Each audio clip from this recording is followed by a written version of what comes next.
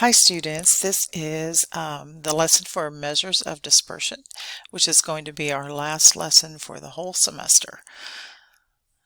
So here's some information about this. A measure of dispersion is a statistical measure that indicates the spread or variability of data values in a set. Okay, so you want to read through the rest of the screen, but basically we're just looking at how much does it vary. And one of those ways of finding that is to use the range. So we take our largest data value and subtract the smallest data value. And that's a fairly simple calculation, of course, to find just the range of that. A larger value means that the data is more spread out, and a smaller one means it's more tightly clustered. So this is another way that we measure dispersion, the deviation from the mean. So I'm not going to read this entire thing to you, but I want you to just kind of read through this paragraph and think about this, and you can see that we've got some information. So basically the standard deviation is a way that we can calculate how much it deviates from the mean. And I'm going to show you a formula for that. We're going to go through the whole process.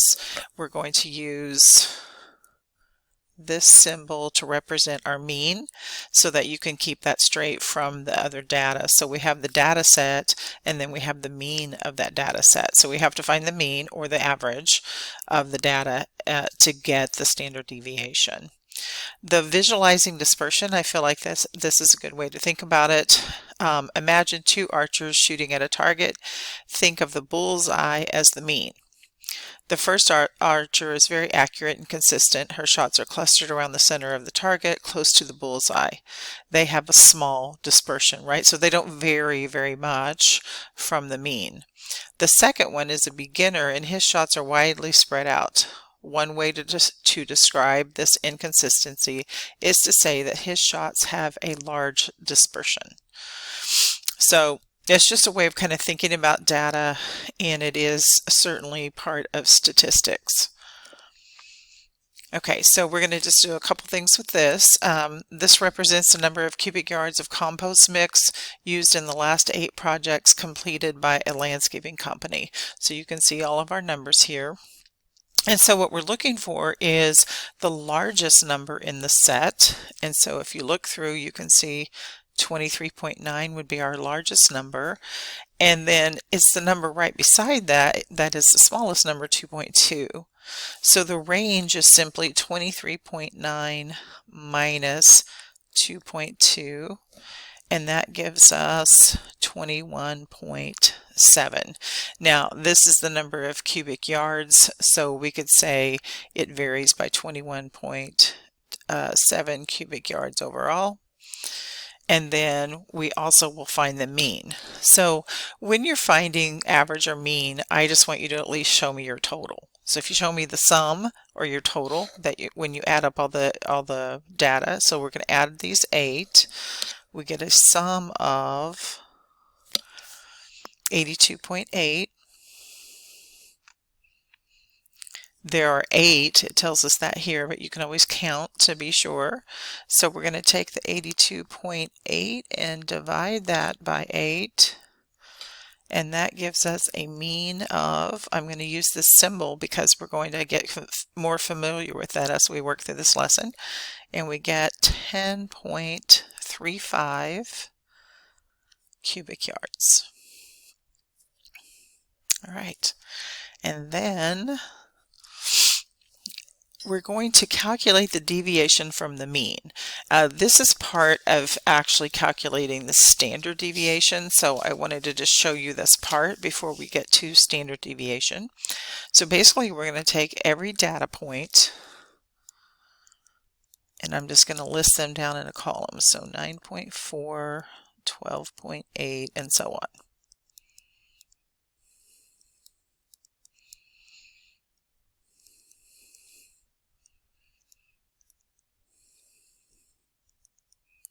Okay, so I've got those all listed.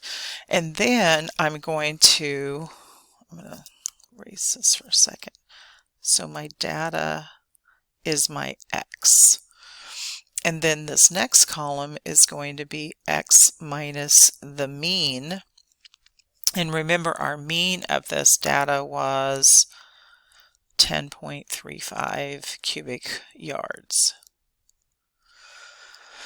So we're going to take each data point and subtract. Now, this can get a little tedious, but you don't have to do a ton of practice on this. You have to do a few just to get the idea of how to set these up.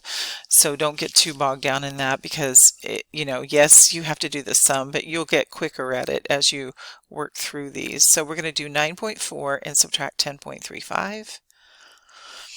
And then we're just going to go through all the data and subtract.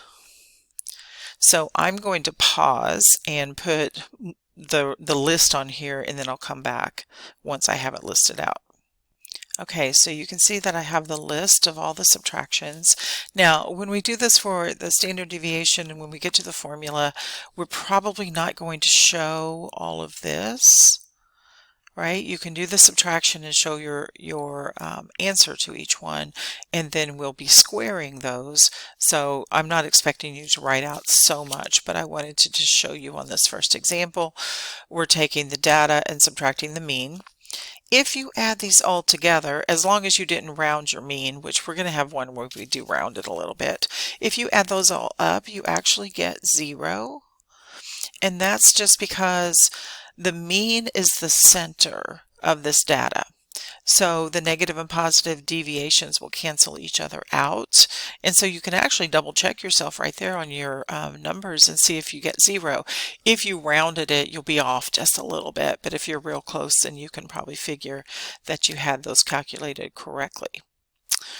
Okay, so that's finding the deviation from the mean, and we're going to use that whenever we find the standard deviation. So the standard deviation, which we talked about earlier, just is a way for us to calculate how much we deviate from the mean here. And then we've got more information coming on that too. So here's how we do this. We find the mean. We calculate the deviation from the mean, which is what I just showed you. We square each of those, and if you subtract and leave it on your calculator and hit x squared, then you can do that all in one step. You're going to find the sum of your squares, so we're going to add them all up and then divide by n minus 1. N's the number of values, so basically you'll do one less than however many numbers you had for your mean, and then you take the square root. And so we put that in a formula, right, called the standard deviation, and that's our formula that we'll be using.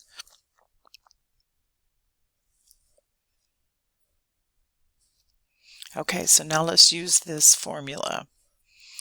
So on this one, I'm saying find the range and the standard deviation of this set of data. It doesn't tell us what it is, but that's okay. This is just for practice. So my range, I just need to find the largest and the smallest number in this set. And so that happens to be 364 and 310. And it's just a matter of looking through to see that. So we're going to subtract that, and then we get a range of 54. Now we also need the mean to calculate our standard deviation. So we have to add up all these numbers. Grab your calculator, right, add them up, and when you add them you get 2748. We're dividing that by 8, and that gives us 343.5. Now that is our mean. Okay, so we're going to call that our x with the little bar on top to indicate the mean.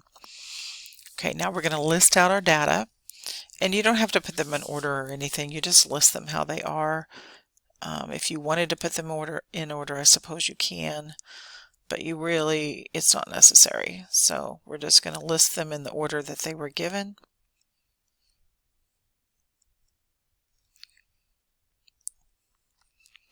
Let's see, 353 and 347. Okay. And then, so this is our data, x. And then we're going to do the subtraction. And we're going to square that number we get when we do subtract. And so that's the one I was saying you can just keep that on your calculator. So you're going to take 364 minus our mean, right? So if I take that and I subtract the 343.5, then I get 20.5. Now I'm not going to show that going all the way down. Keep that on your calculator though, and go ahead and push your x squared key, and then you get 420.25, and then we're just going to go through this whole process. So 350 minus 343.5, and I get 6.5. Square it with your calculator real quick, 42.25. Then I take 355 and subtract my mean, square it, and then I'm going to pause and finish this out. All right, so here's the list. Remember, I'm just taking the data point, I'm subtracting the mean of 343.5, and then squaring that number, and that's what my last column would be. Now, if you add these all up, remember that the deviation from the mean should add up to 0 or close to it if you rounded. We didn't round on this one.